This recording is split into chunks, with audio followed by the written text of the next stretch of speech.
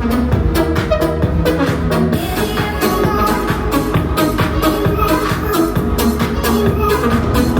I'm Saharazza, and today I invited Leon Boyer, aka Blr. Hello.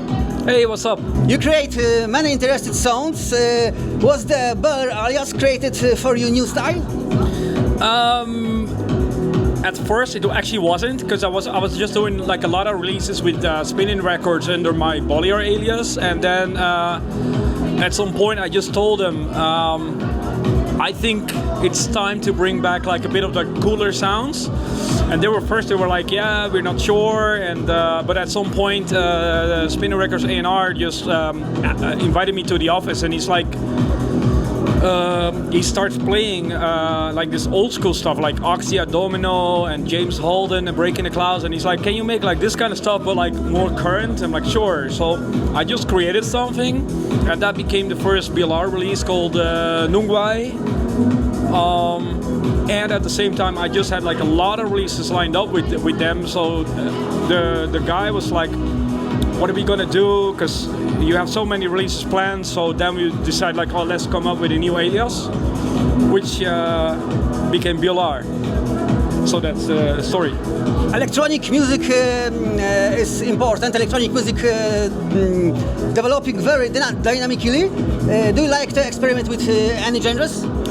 Definitely. I mean, BLR is all about that. Like, it's like a bit of techno, it's a bit of tech house, it's a bit of trance, and like right in the middle there is BLR. And like sometimes I go a bit more trancey and I sign it to like Armada, like trance labels.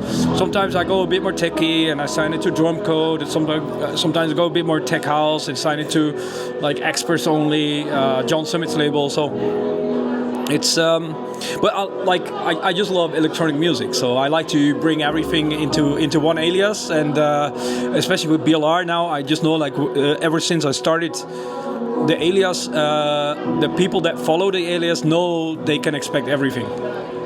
What is your process of creating a new song?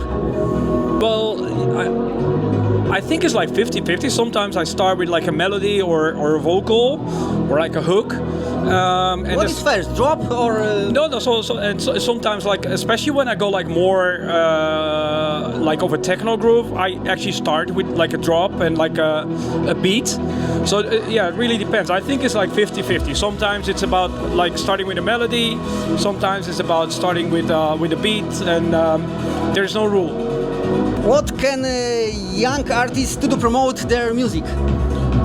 I mean, nowadays the options are like kind of endless, because there's all the social media right now. So there's Instagram, there's TikTok, Facebook, whatever is out there, YouTube, to actually promote your music yourself. At the same time, I still think like record labels are important, because they can bring your music to like the right audience and even the right DJs to support your music. So but if you're an artist and you didn't sign any music yet, and like labels are like not replying or whatever, just promote it yourself. And like when it's good music and like an audience grows for the music, I know all the labels they have people at the office watching, like, okay, what songs are starting to kick off on like TikTok, or even SoundCloud, and they're actually scouting new talent. So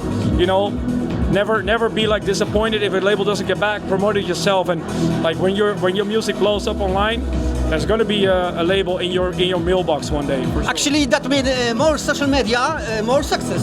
Yeah. I'm sorry. Yeah, with social media. Yeah. So you got like more tools to promote your music yourself and to get your music heard. Yeah.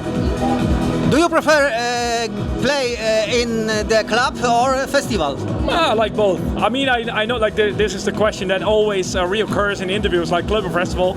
I like both, as long as I can play the music I love, and if there's people that enjoy it with me, What was the hardest moment in your music career? I don't know. Like I often say to people when like when we were like discussing the music business,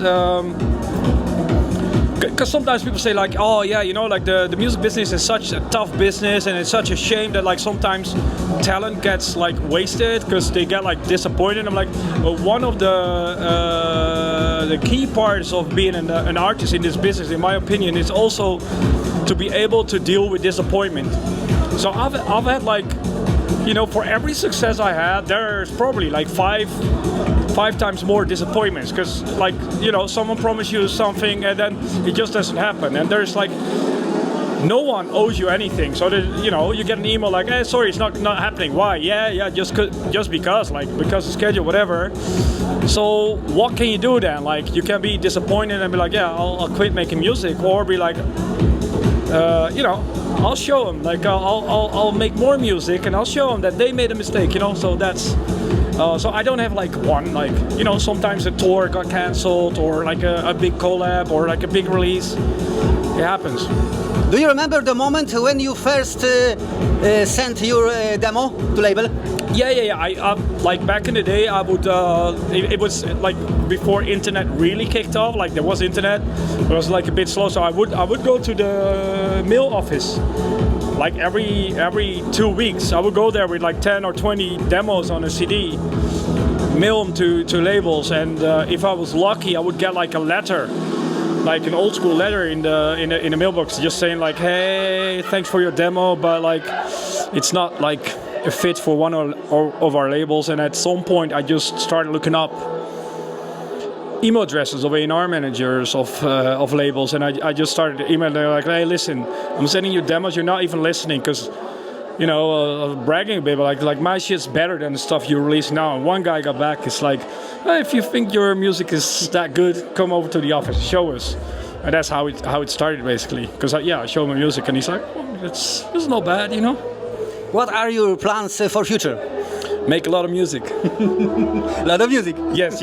I love making music, so that's the plan. Like Maybe new different styles. You know, whenever something interesting emerges, I'm listening. You know, I'm listening, and I think like, hey, do I like it? If I like it, how can I make it my own? You know, like give it my own twist. Like I'm not 100% a fan of like copying others. But yeah, like I like to blend stuff. Yeah. That was BLR, and you remember, you can like, subscribe, and comment down below. Bye. Cheers, guys.